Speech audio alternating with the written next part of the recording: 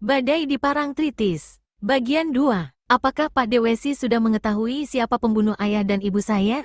Winayu langsung ajukan pertanyaan. Dan gadis ini terbiasa memanggil kepala desa dengan sebutan Pak De begitu. Belum, Winayu. Tapi kita akan mengetahuinya. Ada orang atau kelompok yang akan dapat membongkar rahasia pembunuhan ayah dan ibumu. Namun, kita harus berlaku hati-hati, serta bersedia memberikan sesuatu sumbangan untuk menunjang perjuangan kelompok tersebut. Sulit bagi Winayu untuk mencerna ucapan Ki Demang Wesi itu. Maka dia pun bertanya, apa maksud Pak De? Kelompok mana yang Pak De katakan tadi? Lalu sumbangan bagaimana? Pak De juga menyebut-nyebut perjuangan.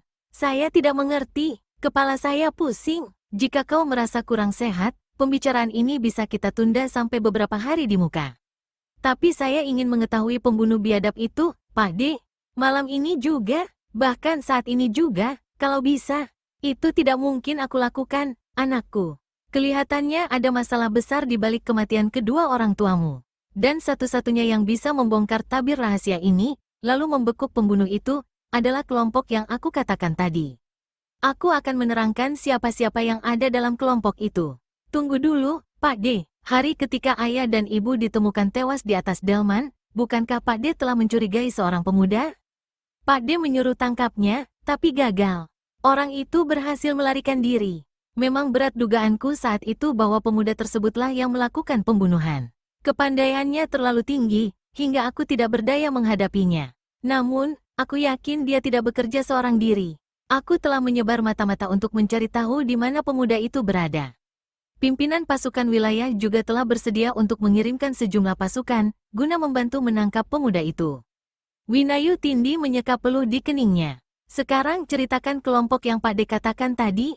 Ki Demang Wesi mengangguk. Aku akan terangkan, Winayu, asal kau mau berjanji untuk merahasiakan apa-apa yang kita bicarakan selanjutnya. Ini menyangkut masalah kerajaan. Bertambah tidak mengerti jadinya gadis itu. Namun, karena ingin mendapatkan keterangan, dan lebih dari itu ingin mengetahui siapa pembunuh kedua orang tuanya, maka Winayu anggukkan kepala dan berkata, saya berjanji akan merahasiakan apa-apa yang bakal kita bicarakan. Baik kalau begitu, aku akan mulai. Dengar baik-baik, dan jangan bertanya sebelum keteranganku selesai, kata Ki Demang Wesi pula. Seperti kau sendiri mengetahui, anakku, saat ini Baginda terbaring sakit. Raja kita sedang gering. Di dalam keraton tersiar kabar bahwa ada kemungkinan orang-orang tertentu tengah menyiapkan calon pengganti yang sebenarnya belum sampai haknya, atau tidak syah menurut jenjang usia maupun kedudukan ibunya. Dikhawatirkan Sri Baginda telah membuat surat wasiat. Sebelum Baginda wafat, sebelum orang yang tidak berhak menduduki tahta kerajaan, maka sekelompok pejabat kerajaan yang didukung oleh 6 orang adipati bermaksud mencalonkan Pangeran Adi Bintang Sasoko sebagai pewaris tahta. Menurut silsilah, saat ini dialah yang berhak memegang tampuk kerajaan, karena dia putra tertua meskipun bukan dari istri pertama Sri Baginda. Tetapi bukankah pangeran itu diketahui menderita penyakit kurang ingatan, sejak dia berusia 14 tahun, ujar Winayu pula. Itu hanya fitnah yang sengaja disebar kemana-mana.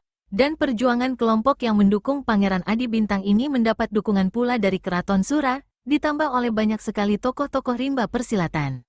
Jika semua rencana berjalan baik, kelompok itu, bersama ribuan rakyat yang menjadi pendukungnya, akan masuk ke kota raja.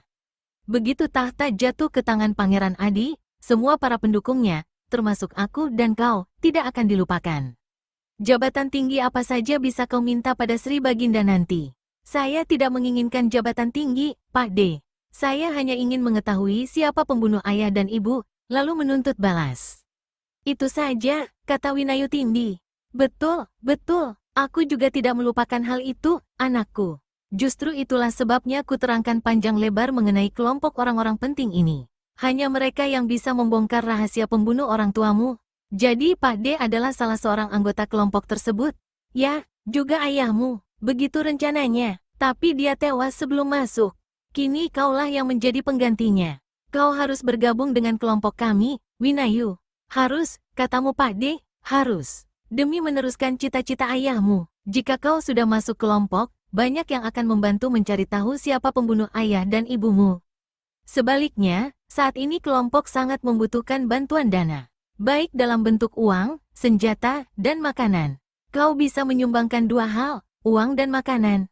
Winayu tegak dari duduknya. Setelah melangkah mundar-mandir, gadis yang berusia 18 tahun ini berkata, saya tidak mau ikut campur urusan kelompok pade itu. Soal bantuan, saya tidak keberatan. Terima kasih, anakku. Kalau kau bersedia membantu kelompok kami, sudah sama artinya kau telah bergabung dengan kami.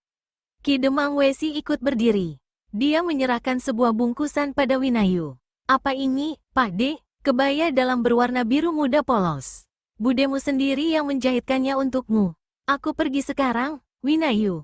Jaga dirimu baik-baik. Sesaat setelah kepala desa itu meninggalkan rumahnya, Winayu Tindi membuka bungkusan yang tadi diserahkan Ki Demang. Ketika dibuka, ternyata memang sehelai kebaya panjang berwarna biru muda, polos dengan renda-renda di bagian dadanya. Lalu, ketika kebaya itu dibentang, Winayu melihat sulaman gambar mahkota dan keris bersilang dari benang merah, terletak di bagian dada kiri kebaya itu. Jilid 3, Pendekar 212 Wiro Sableng terheran-heran, sejak dia mulai memasuki pinggiran Wonosari. Semua orang yang ditemuinya dan dipapasinya pasti menjura hormat, paling tidak menganggukkan kepala, atau merendahkan bahu. Jadi siapa aku hari ini rupanya? Semua orang memberi hormat, seolah-olah aku ini seorang pangeran, begitu murid Sinto Gendeng tak habis pikir dalam hati.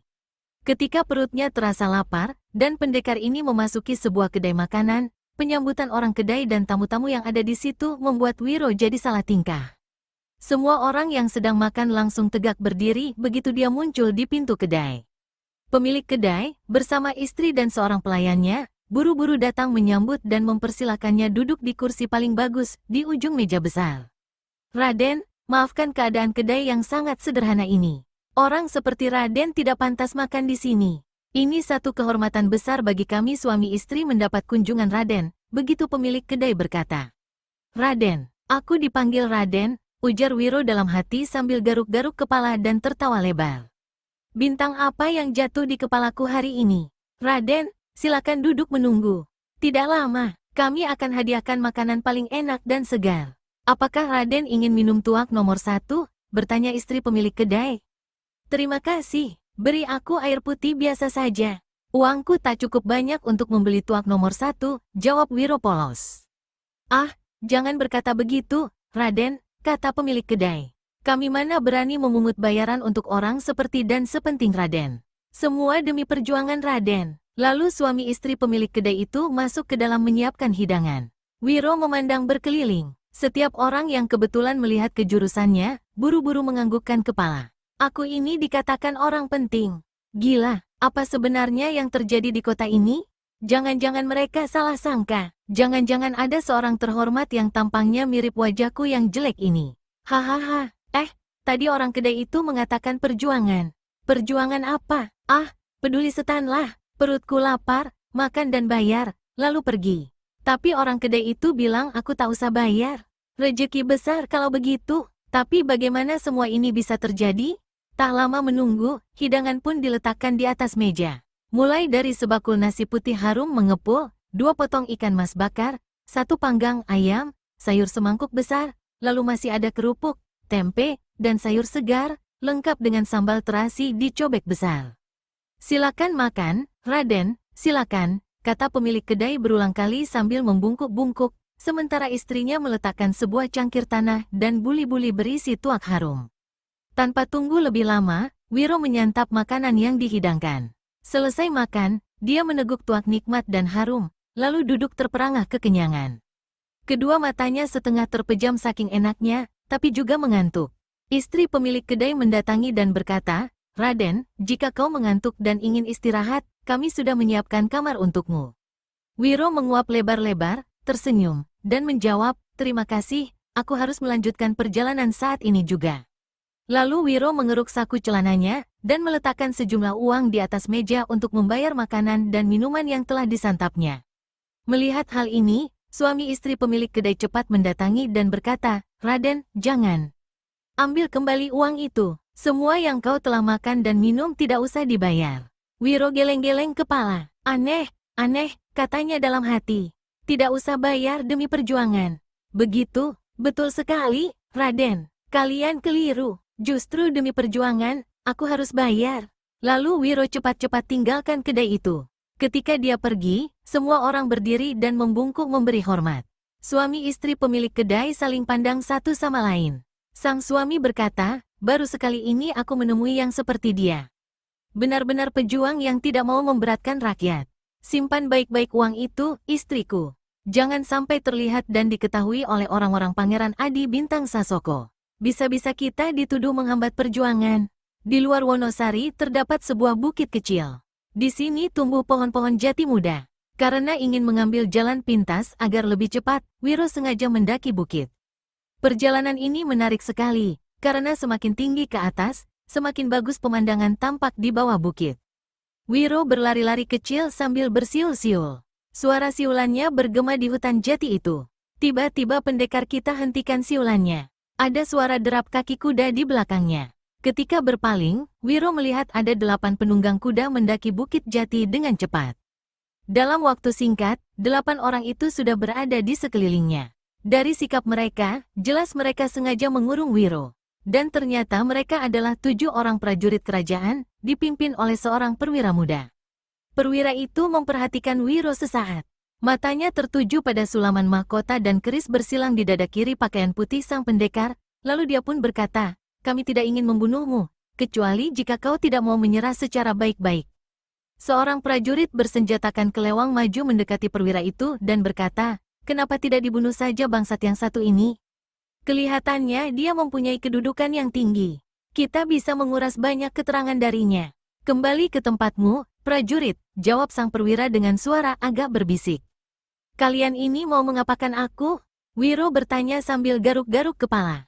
Baru saja beberapa waktu lalu mendapatkan penghormatan dan perlakuan yang membuatnya merasa seperti seorang pangeran, kini tahu-tahu dia menghadapi perlakuan yang jauh berlainan. Agaknya bintang terangnya sedang redup. Karena kau masih bertanya dengan baik, maka aku akan menjawab dengan baik pula, menyahuti si perwira muda. Kau kami tangkap dan akan dibawa ke kota raja. Apa salahku sampai ditangkap? Aku tidak membunuh, tidak mencuri, dan merampok. Perwira di atas kuda tertawa, lalu keluarkan suara mendengus. Jangan berpura-pura tolol, dia mulai keluarkan suara keras. Perbuatanmu lebih jahat dari membunuh, merampok, atau mencuri. Kau mau menyerah secara baik-baik, atau terpaksa aku menurunkan tangan kasar? Gila, tidak bersalah, tidak apa-apa, disuruh menyerah. Apa-apaan ini? Kalau begitu, kau minta digebuk dulu. Perwira muda itu tampak marah, lalu berteriak pada anak buahnya untuk menangkap Wiro. 7 prajurit melompat turun dari kuda masing-masing. 3 orang menghunus senjata untuk melindungi 4 kawannya yang ingin meringkus Wiro. Pendekar 212 tegak tak bergerak sambil bertolak pinggang. Perwira, suruh prajurit-prajurit ini mundur. Kalian mungkin keliru menangkapku. Tidak, gerak-gerikmu sudah kami kuntit sejak di Wonosari. Dan dari pakaianmu itu, jelas kau adalah salah seorang pentolan berbahaya yang tengah dicari-cari. Pentolan? Aku pentolan? Pentolan apa? Masih berani berpura-pura, gertak perwira muda tadi. Lalu sekali lagi dia berteriak memberi perintah anak buahnya agar segera menangkap Wiro. Maka, 7 prajurit itu kembali bergerak. Kali ini mereka bergerak dengan cepat. 4 orang berusaha mencekalnya, sementara yang 3 todongkan senjata masing-masing. Gila, Wiro mulai jengkel. Prajurit terdekat yang hendak mencekal lehernya, dihantamnya dengan satu jotosan, sehingga orang ini terpental dan menjerit kesakitan. 2 kawannya balas menggebuk, tapi mengalami nasib sama karena lebih dahulu diterjang jotosan pendekar 212. Melihat ini, prajurit-prajurit yang memegang senjata, tanpa menunggu perintah lagi, langsung tusukkan senjata masing-masing ke tubuh dan muka Wiro. Saat itu, Wiro sudah mencekal tubuh salah seorang prajurit yang tadi dihantamnya, dan kini mengerang kesakitan sambil pegangi perutnya yang kena tonjok. Ketika 3 senjata datang menusuk, Wiro lemparkan prajurit yang dicekalnya ke arah 3 prajurit bersenjata. Melihat hal ini, tentu saja mereka yang menyerang dengan senjata terpaksa menarik pulang serangan masing-masing, agar tidak melukai kawan sendiri. Kurang ajar, kau berani melawan dengan mengandalkan kepandaianmu. Perwira muda di atas kuda marah sekali. Dia melompat turun dari atas kuda, sambil menghunus sebilah golok pendek yang menjadi senjatanya. Belum lagi kakinya menjejak tanah, senjata di tangan kanannya itu sudah berkesiuran membabat ke arah kepala pendekar 212 Wiro Sableng. Ini satu pertanda bahwa perwira ini memang terlatih, dan memiliki ilmu bela diri yang tinggi. Begitu kedua kakinya menjejak tanah, perwira itu kirimkan serangan susulan yang sangat ganas, tanda dia memang ingin membunuh lawannya saat itu juga. Wiro berkelebat mengelak dengan cepat. 5 jurus menempur habis-habisan, sang perwira hanya menghantam tempat kosong. Perwira, sebaiknya lekas pergi dari sini. Bawa semua anak buahmu, aku tidak ada silang sengketa denganmu. Kau memang tidak ada silang sengketa denganku secara pribadi.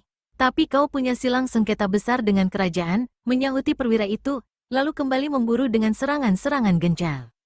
Gila, silang sengketa apa maksudmu? Tanya Wiro. Kau yang gila, berkomplot menjatuhkan raja, kini bertanya pura-pura tidak tahu. Kagetlah murid Sinto Gendeng dari Gunung Gede itu. Dia hendak berseru ajukan satu pertanyaan lagi, namun terpaksa bungkam, karena di depannya kembali perwira muda itu menyerbu.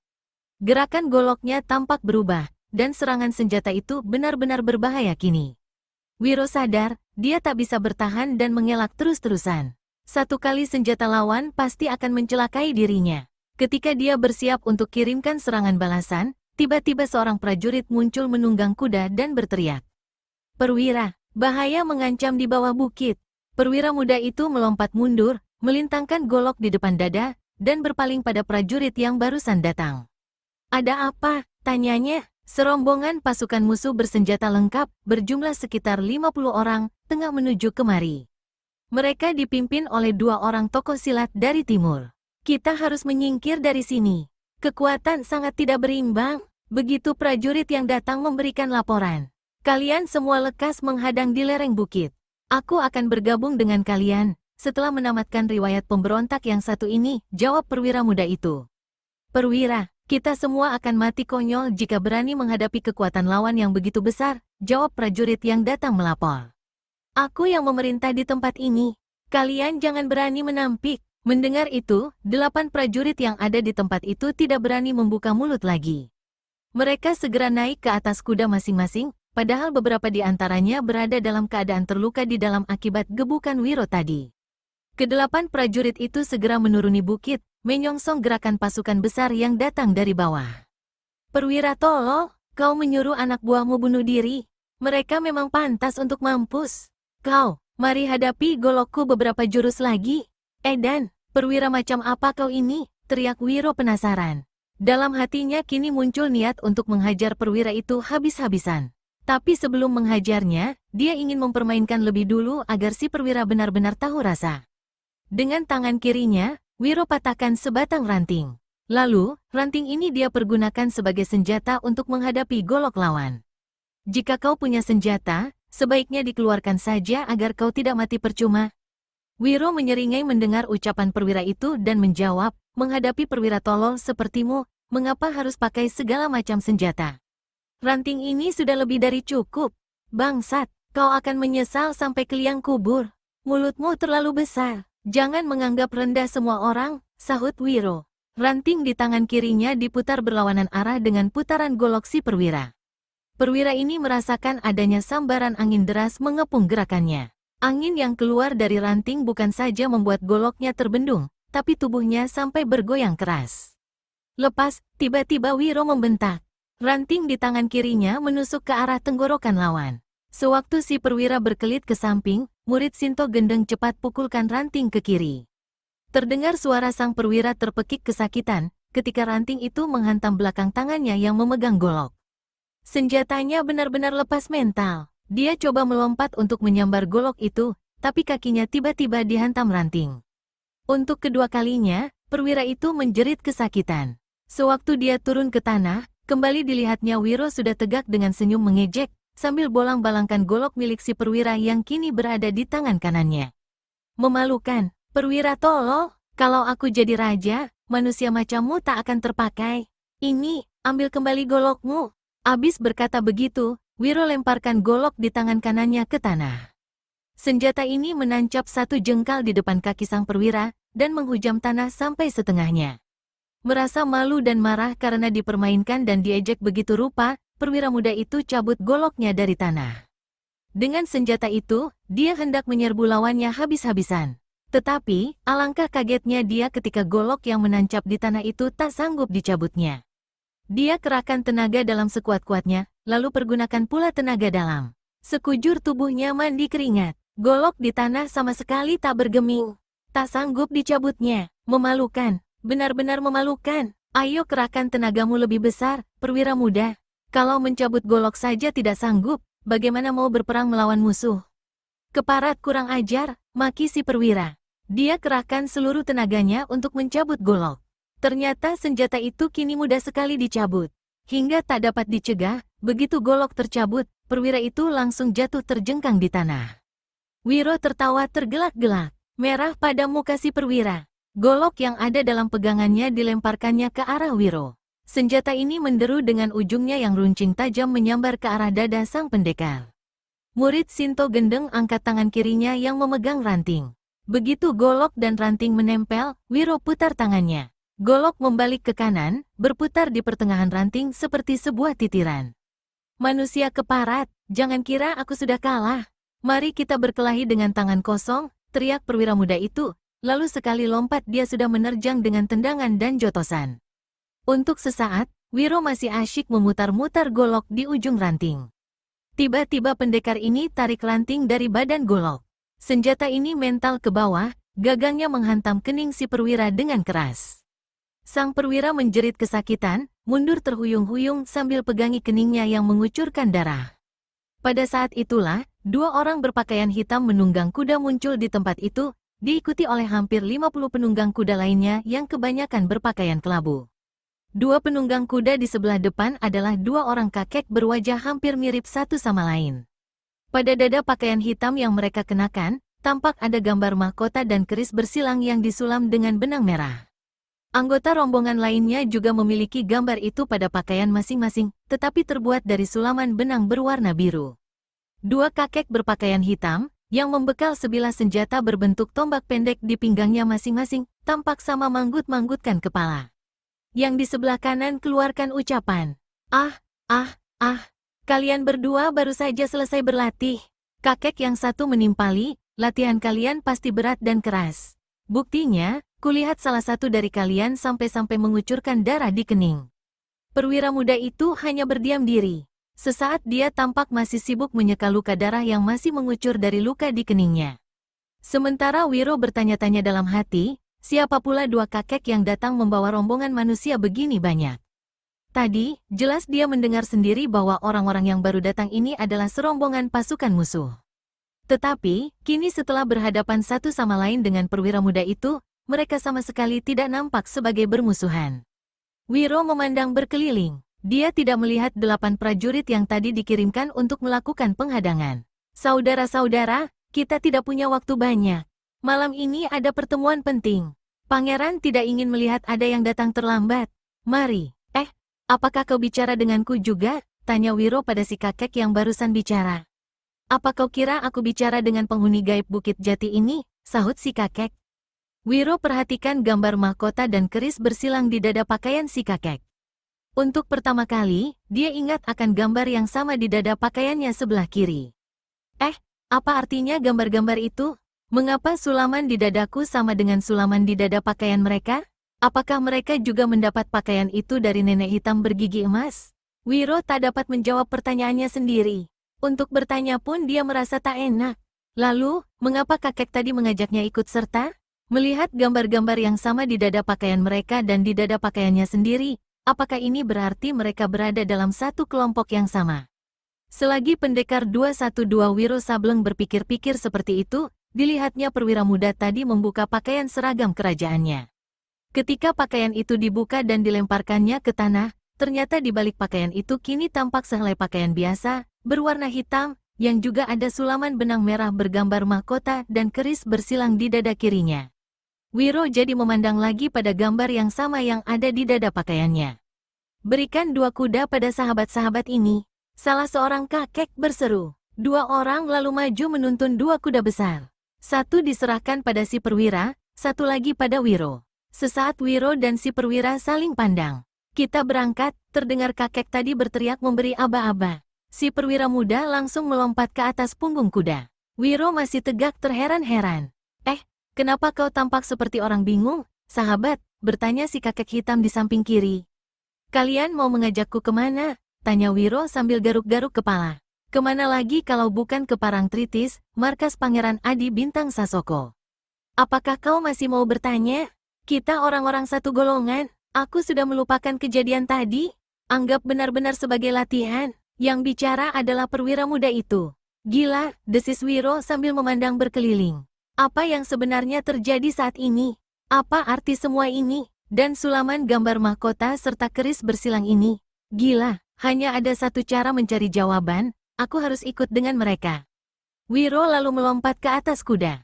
Rombongan bergerak menuruni Bukit Jati. Di satu lereng bukit, Wiro melihat 8 sosok tubuh berseragam prajurit kerajaan menggeletak di tanah. Semuanya sudah meregang nyawa, dengan tubuh penuh luka. Wiro melirik ke arah perwira muda yang kini mengenakan pakaian hitam, yang menunggang kuda tak jauh di sampingnya. Di saat yang sama, perwira itu juga berpaling ke arahnya, tersenyum kecil, dan kedipkan mata. Jilid 4. Dalam perjalanan ke Parangtritis, tak satu pun anggota rombongan ada yang membuka mulut atau bicara. Tampaknya mereka diperintahkan untuk membungkam diri. 2 kakek berpakaian serba hitam bergerak di sebelah depan, lalu menyusul perwira muda yang ternyata adalah seorang pembelot. Di belakang ketiga orang ini, bergerak puluhan penunggang kuda berpakaian kelabu. Dan pendekar 212 Wiro Sableng sengaja menyatu di tengah-tengah mereka. Walau ada hasrat untuk menyelinap dan kabur dari rombongan itu, namun lebih besar lagi niatnya untuk ikut terus, guna mengetahui siapa sebenarnya orang-orang itu. Siapa pula Pangeran Adi Bintang Sasoko? Lalu, apakah dia akan bertemu lagi dengan nenek hitam bergigi emas yang memberikan pakaian putih bersulam mahkota dan keris bersilang itu? Karena rombongan tidak mau menempuh jalan umum, maka perjalanan menjadi 1,5 kali lebih panjang dan lama. Maka, menjelang matahari tenggelam, mereka baru sampai di tujuan, yakni bagian Teluk Parangtritis yang agak terpencil dan jarang didatangi orang. Di sini ternyata sudah terdapat ratusan orang yang kebanyakan berpakaian kelabu. Banyak pula yang berseragam prajurit kerajaan. Kelompok ini langsung memberi hormat ketika melihat kemunculan perwira muda yang mereka kenal. Semua kuda ditambatkan, ada yang dibawa ke kandang darurat untuk diberi makan dan minum. Angin laut bertiup kencang. Salah seorang dari 2 kakek berpakaian hitam memandang berkeliling, mencari-cari Wiro Sableng yang saat itu duduk memencilkan diri di bawah sebatang pohon kelapa. Kakek ini segera menghampirinya, lalu memberi isyarat untuk mengikuti. Bersama-sama dengan perwira muda dan kakek yang satu lagi, Wiro melangkah mengikuti orang tua itu. Mereka bergerak ke bagian teluk yang penuh ditumbuhi pohon-pohon bakau. Setelah merancah air laut sebatas mata kaki, dan menyibak kelebatan pohon-pohon bakau, keempat orang itu sampai di sebuah gundukan tanah keras bercampur batu, yang di bagian tengahnya merupakan sebuah lubang besar atau mulut goa selebar dan setinggi 3 tombak. Kakek yang memimpin memandang sesaat pada perwira muda itu, lalu pada Wiro, dan akhirnya memberi isyarat agar mengikutinya memasuki goa. Bagian dalam goa merupakan satu tanjakan yang terbuat dari batu, mulai dari bagian bawah sampai dinding dan langit-langitnya. Kira-kira sepeminuman teh berjalan, Wiro melihat ada cahaya terang di sebelah depan. Tak lama kemudian, mereka sampai pada ujung goa, yang ternyata terletak pada sebuah bukit kecil yang penuh ditumbuhi semak belukar dan pepohonan rapat. Sinar matahari yang hendak tenggelam masih sempat menyeruak di antara dedaunan. Beberapa belas tombak dari luas bukit kecil itu sengaja dirambas, dan di situ dibangun sebuah gubuk panjang tanpa dinding.